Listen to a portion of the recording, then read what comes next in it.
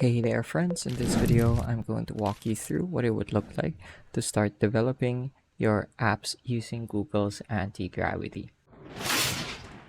So as you can see, I've planned out a project prior and I started the development process. So usually when you start planning an app, first your agent will start asking you some questions and flesh out the implementation plan. So you can find it here. It generates an artifact with the implementation plan and it will continually edit this as you give it feedback. And once you're done giving it feedback and you'd like to start the development, you can simply say so and say I'm ready to start building the app. This is then going to develop, or this is then going to create a task checklist which is updated in real time as it continues building out. So as you can see, it just finished going through some of the first steps that it laid out. So as you can see, I've completed the foundational scaffolding, steps 1 to 4 on our task list.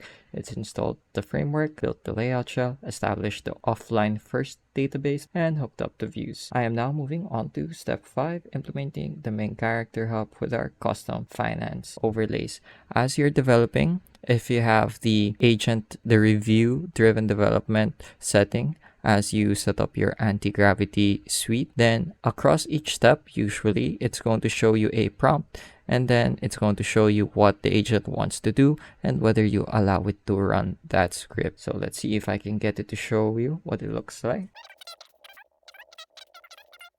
There we go. Now it's thinking, and after it thinks, it's going to show you a program or a command it would like to run, and then it would show you the prompt. It's really useful as well, how the agents real-time edit your artifact. So for example, we have a task artifact here and it updates this in real time, so you get to monitor the progress of each agent and what they want to do. So let's just give it a few more seconds to continue the development process. As you can see, it wants to edit some files that's generated in the workspace folder, and here is what I'm talking about. You see, it wants to run a certain command. This takes the form usually of a terminal command, maybe something with other languages like Node.js or Python.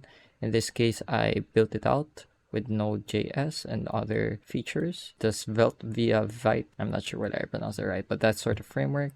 So I'm going to give it permission to run this command. You can also change this to ask every time or to always run. I want to click allow, make sure it has the permission, and there we go. Now I get to preview. Navigate to localhost and wait 2 seconds for the calendar view to load. So that's what I'm going to do, and this is the app it has built out. So far this is pretty much what I had in mind.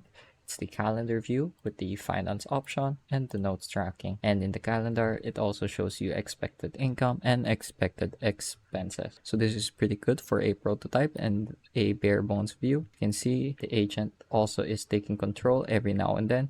So what I'm doing is not my input, but the agent itself. So it's a really cool feature that Antigravity has, and so far I'm very pleased with it. Although I'd also like to add some more details here, especially in the finance tracker and the notes. Specifically, I'd like to see some graphs and some a forecasting feature as well. So that's what I'm going to do. So I'm going to click on review, and it's very useful to annotate your previews, which you can do by simply highlighting it. So let's say I want to add a forecast option. Add a forecast option to show projected finances in graphs and tables. So that's a comment I'd like to add.